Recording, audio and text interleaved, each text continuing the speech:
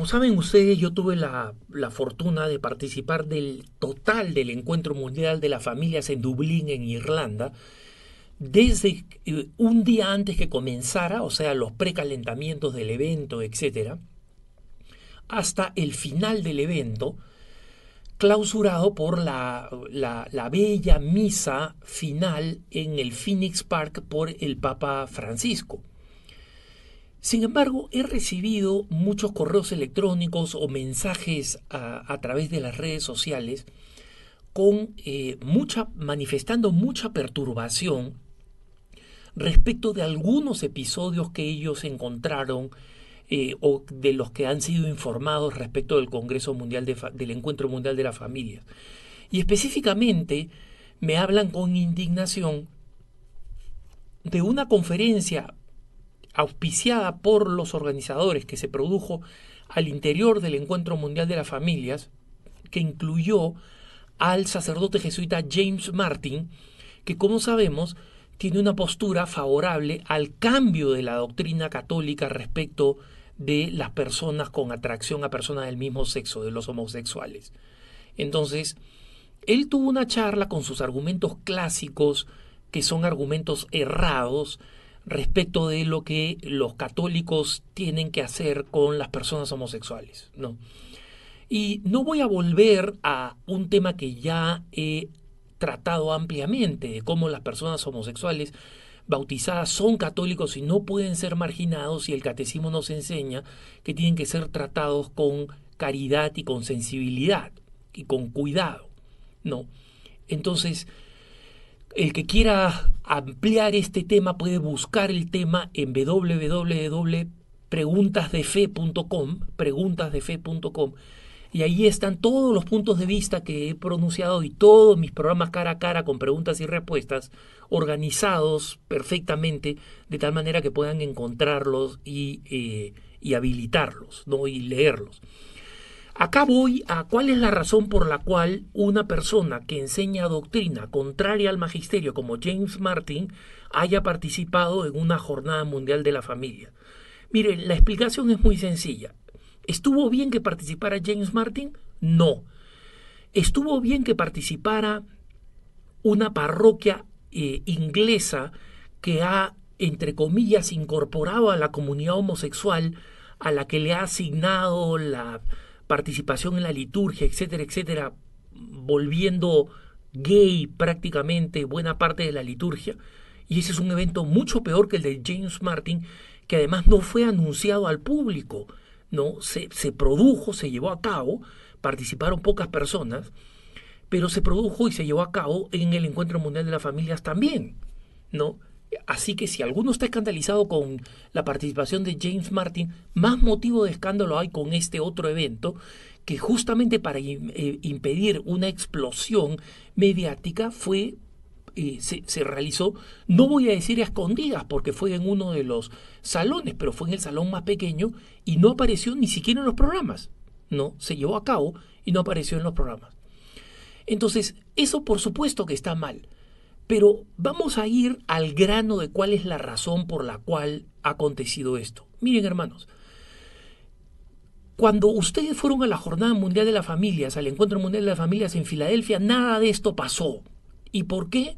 Porque la iglesia en Filadelfia, presidida por el arzobispo Carlos Chaput, es una iglesia pujante, en renovación, fuerte, nueva, enérgica.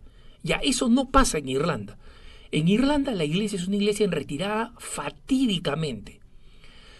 Participaron menos de 200.000 personas o 250.000 cuando se esperaban 500.000 personas en la misa final. Es verdad que llovió, pero fue una lluvia ligera que los irlandeses aguantan muy bien porque son súper recios para los cambios de temperatura. Uno los ve caminando bajo el sol y de pronto cae el granizo y no dejan de caminar ni buscan refugio, ¿no? Pero esto comparado a 29 años atrás, cuando vino San Juan Pablo II y juntó 2.3 millones de católicos irlandeses. Esta es una iglesia en retirada y es una iglesia que está bajo presión por los casos de abuso sexual, bajo presión por los casos de abuso económico de las hermanas de la Magdalena, y especialmente bajo presión de la secularidad creciente en una isla que ha ido mejorando económicamente de la noche a la mañana y que de la noche a la mañana ha comenzado a ser en sus principales ciudades, Dublín, Cork, etcétera, especialmente multicultural, con una gran cantidad de inmigración no cristiana o del este europeo, ¿no? Entonces, ¿qué cosa pasa? La iglesia local, no el Vaticano, la iglesia local es la que decide los contenidos del encuentro. Y la iglesia local no pudo resistir la presión homosexual, y eso que la resistió en parte. ¿Por qué? Porque las organizaciones homosexuales de Irlanda querían un kiosco de exhibición en el área de exhibiciones. Dos organizaciones homosexuales europeas querían un área de exhibición en la zona de exhibiciones de la Jornada Mundial de la Familia, del Encuentro Católico Mundial de Familias, ¿no?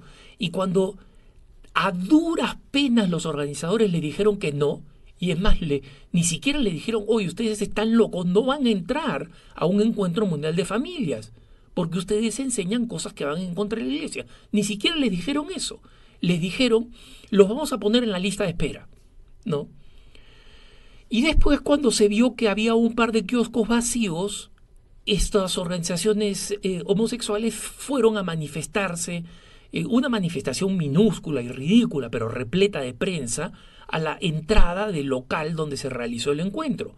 Muchos hermanos que participaron del Encuentro Mundial de las Familias me dirán, Alejandro, yo no vi nada de eso. Es cierto, la mayoría de esas cosas no se vieron. La charla de James Martin tuvo 1000 personas. La charla del obispo Barron tuvo 3000 personas. Entonces, o sea, 3 veces más, y las mejores charlas tuvieron 3000 personas. Entonces, ¿qué cosa sucede? El error o tal vez el gran deseo de rescatar finalmente el catolicismo en Irlanda fue realizar el Encuentro Mundial de las Familias en Irlanda. Fue una decisión política, una decisión eclesial en busca de despertar a Irlanda. Se les prestó la mayor ayuda posible, recibió el mejor apoyo posible de los organizadores de Filadelfia, pero finalmente una iglesia acosada no le quedó más que aceptar a un tipo como James Martin y aceptar este otro encuentro de una parroquia en Westminster, en Inglaterra, que fue realmente catastrófica. Dicho esto, algunos medios de información que se llaman católicos, lo único que hicieron fue centrarse en estos eventos. Y les puedo decir que cada día había, 4 por 4, 4 más 4, 3... cada día habían 12 eventos paralelos, y estamos hablando de martes, miércoles, jueves y viernes. O sea, saquen ustedes un cálculo estamos hablando más de 50 eventos paralelos, incluyendo las conferencias principales, como la de Eamon Martin, por ejemplo, el primer día, que fue extraordinaria, ¿no? Y muy buena. Entonces, ustedes pregúntenle a los hermanos o amigos que hayan ido de América Latina, porque me encontré con un número sorprendente de latinoamericanos. Esto realmente fue un evento asombroso, un evento sin igual, ¿no? Y hubo mucha riqueza y muchas personas muy edificadas, absolutamente edificadas por la bondad de todos estos acontecimientos y de las excelentes conferencias como la de Monseñor Robert Barron, para mencionar algunos, y muchos otros expertos latinoamericanos, españoles, que han hablado de todos los temas que son importantes para la familia. Se me vienen a la cabeza la transmisión de la fe a los hijos, cómo enseñar a rezar a los hijos, cómo controlar y manejar las redes sociales y los aparatos electrónicos en el hogar para un hogar auténticamente cristiano, qué hacer con las esposas que han sido abandonadas por sus hijos, cómo hacer para la formación psicológica estable y madura de los hijos, cómo prevenir los abusos sexuales. O sea, acá estoy hablando de algunos temas que se me vienen a la cabeza, de los múltiples que se mencionaron y se trataron en el Encuentro Mundial de las Familias. Entonces, no es justo hacer una evaluación de todo el encuentro en base a un evento que es el que le ha llamado la atención a todo el mundo y dos eventos como los estoy mencionando ahora que existieron, uno básicamente oculto. Y la razón es que la iglesia en Irlanda no tiene la fuerza para oponerse a la sociedad civil. Tengan en cuenta ustedes que el Taoiseach, o sea, ese es el nombre gaélico para el primer ministro irlandés es un homosexual. Y ese homosexual en el discurso de bienvenida al Papa dijo que la iglesia tenía que ser desplazada del centro de la sociedad irlandesa a uno de los costados. Con mucho respeto, todo lo que quiera, pero a uno de los costados. Entonces, hay un proyecto secular frente a las cuales los obispos no tienen cara, porque cuando dicen no voy a aceptar esto, acá otra vez la iglesia retrógrada que abusó de los niños y de las mujeres y de las madres solteras, les sacan el cuento y no tienen cara para resistir. No, entonces muchas más cosas pasaron en el Encuentro Mundial de las Familias que la gente no se dio cuenta. Hay una militante pro homosexual como de 60 años a la que le permitieron acolitar la misa con uno de los cardenales en una de las jornadas. ¿Qué hace una mujer? No tiene nada que ver que sea mayor o que sea gorda, es irrelevante, podría ser joven y flaca, ¿no? Pero ¿qué hace esta mujer militante sosteniendo el libro y asistiendo como si fuera un diácono cuando la iglesia irlandesa tiene diáconos numerosos, tiene seminaristas, tiene concelebrantes? ¿Qué hace ahí esa mujer? Una concesión a la presión homosexual. Y los obispos creen que han sido relativamente exitosos frenando la presión homosexual, ¿no? Con un primer ministro homosexual, porque no tuvieron más conferencias de que ellos querían, no tuvieron más conferencistas mucho más desviados que James Martin, y creyeron que James Martin, dado que ha tenido el apoyo de un par de obispos y de cardenales por ahí, era un buen punto medio, ¿no? Entonces, hay que comprender las situaciones de otras iglesias que no son la nuestra. En la nuestra eso no pasaría, quiero creer.